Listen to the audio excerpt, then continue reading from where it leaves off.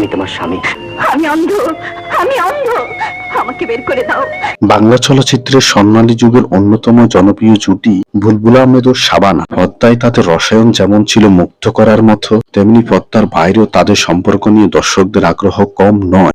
অনেকেই জানতে চান বাস্তব জীবনে তাদের বন্ধুত্ব সম্পর্কটা কেমন ছিল। 70-80 দশকে বুলবুল আহমেদ ও শাবানা একসঙ্গে অসংখ্য সিনেমায় অভিনয় করেছেন। তাদের জুটির বিশেষত্ব ছিল স্বাভাবিক অভিনয়, আবেগঘন সংলাপ এবং চোখে চোখ অনুভূতি প্রকাশ করার ক্ষমতা। রোমান্টিক, পারিবারিক কিংবা সামাজিক সব ধরনের গল্পই তারা ছিলেন বিশ্বাসযোগ্য এক জুটি। এজন্যই দর্শক তাদের বাস্তব জীবনে একসঙ্গে ভাবতে শুরু করেছিলেন। পর্দার বাইরে গল্পটা কিন্তু অনেকটাই ভিন্ন এবং পরিণত। বুলবুল আহমেদ ও শাবানার মধ্যে ছিল গভীর পারস্পরিক শ্রদ্ধা ও পেশাদার সম্পর্ক।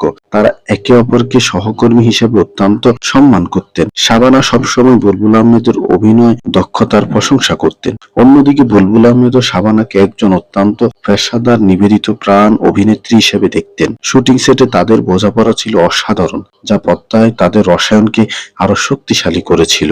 তাদের অসাধারণ রসায়নের কারণে একসময় নানান গুঞ্জন ছড়িয়েছিল তারা কি বাস্তব জীবনেও ঘনিষ্ঠ। তবে বাস্তবে এমন কোন সম্পর্কের কথা পাওয়া যায় নাই। দুজনই নিজেদের ব্যক্তিগত জীবন নিয়ে ছিলেন সচেতন, সীমারেখা বজায় রেখেছে। শুটিং এর বাইরে তারা খুব বেশি ব্যক্তিগত মেলামেশা করতেন এমন তথ্য খুব বেশি নেই। তবে কাজের ক্ষেত্রে একে অপরের প্রতি আস্থা ছিল প্রবল, যা দীর্ঘ সময় একসাথে কাজ করার মূল কারণ।